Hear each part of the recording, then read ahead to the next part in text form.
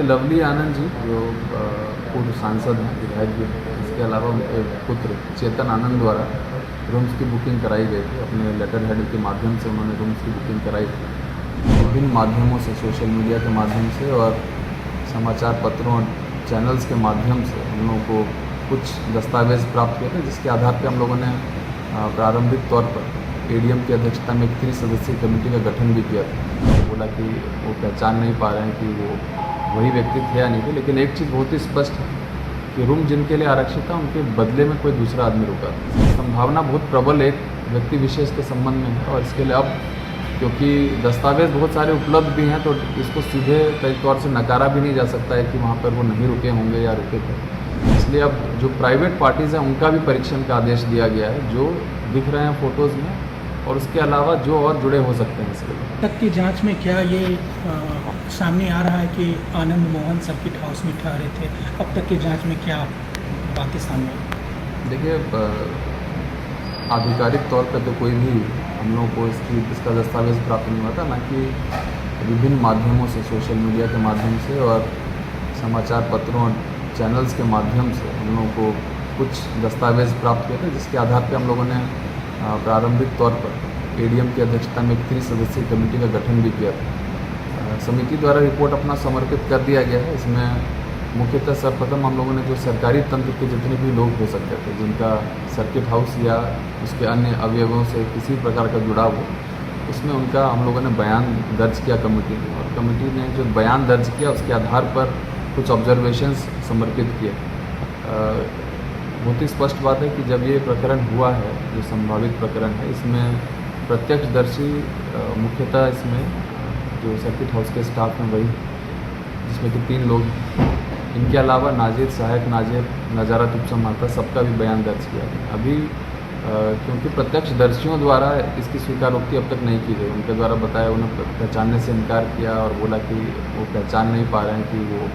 वही व्यक्ति थे या नहीं थे, लेकिन एक चीज़ बहुत ही स्पष्ट है कि रूम जिनके लिए आरक्षित था उनके बदले में कोई दूसरा आदमी रुका था। अब वो व्यक्ति कौन था,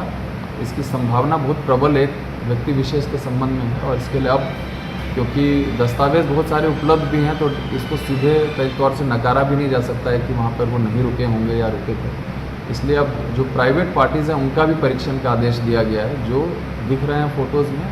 और उसके अलावा जो और जुड़े हो सकते हैं इसके लिए। जो प्रशासनिक चूक जो हुई है, जिसमें कि जो विभागीय दिशा निर्देश रहते हैं सर्किट हाउस के बुकिंग पे, कमेटी द्वारा ये ऑब्ज़र्व किया गया कि कुछ जो निर्देश थे उसका अनुपालन विधिवत तरीके से नहीं किया गया,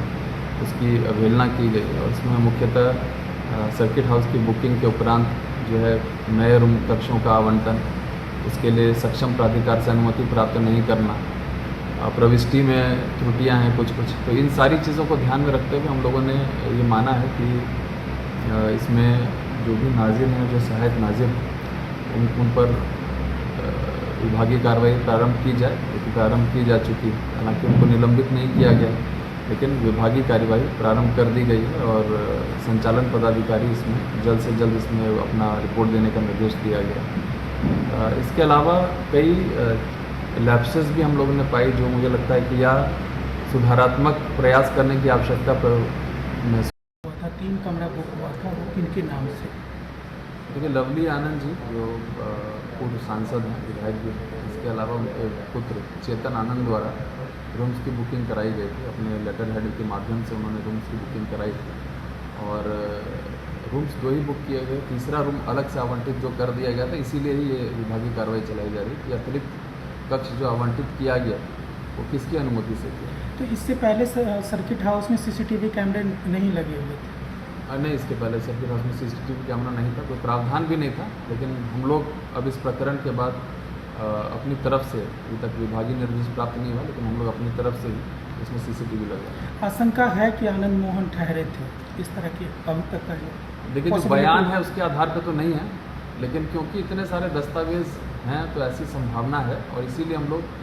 प्राइवेट लोग जो उनसे आकर मिले उनका भी परीक्षण करना चाहते हैं। सिर्फ नाजिर हैं, जो सहायक नाजिर, उन पर विभागीय कार्रवाई प्रारंभ की जाए, क्योंकि प्रारंभ की जा चुकी है। हालांकि उनको निलंबित नहीं किया गया, लेकिन विभागीय कार्यवाही प्रारंभ कर दी गई है और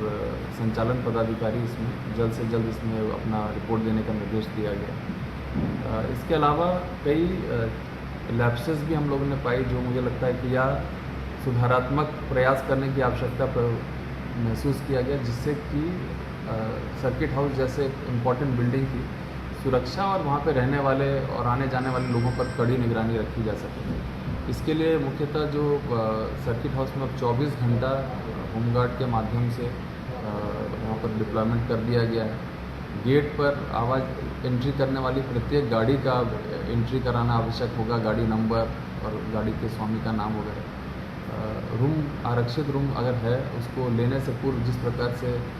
प्राइवेट होटल्स में भी किया जाता है, तो इसमें अंकित कोई भी एक फ़ोटो आईडी कार्ड का डिटेल इसमें अंकित किया जाए ताकि यह स्पष्ट हो सके कि कौन वहाँ पर आकर रुके।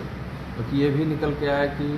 जो सर्किट हाउस के स्टाफ हैं, ऐसा हो सकता है कि जो अतिथि हैं उनको नहीं भी पहचानते, तो कम से कम एक पुख्ता साक्ष्य ज़रूर उपलब्ध रहे उनके पास कि कौन रुका था। साथ ही साथ सीसीटीवी का कवरेज हम लोगों ने कर दिया, ये मिसिंग था। सीसीटीवी का कवरेज हम लोगों ने अब चारों तरफ सर्किट हाउस में कर दिया है। इसके अलावा जो भी वहाँ पे कर्मी रहेंगे वो ड्रेस में रहेंगे ताकि उनकी पहचान अलग से की जा सके कि ये सर्किट हाउस के स्टाफ हैं और नॉर्मल स्टाफ कौन है। वहाँ पर हम लोग अभी प्लान कर रहे हैं एक गेट के पास एक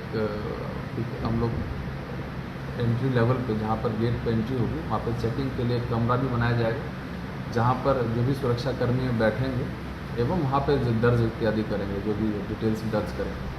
सर्किट हाउस के बुकिंग की प्रक्रिया को बहुत ही स्पष्ट रूप से प्रदर्शित करने के लिए वहाँ पे निर्देश दिया गया है ताकि स्पष्ट रहे कि प्रक्रिया क्या होगी बुकिंग करने की, चेक इन चेकआउट टाइम क्या होगा।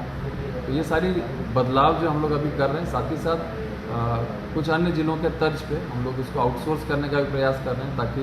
चीज़ों में एफिशिएंसी आ सके, इसमें जवाबदेही और ज़्यादा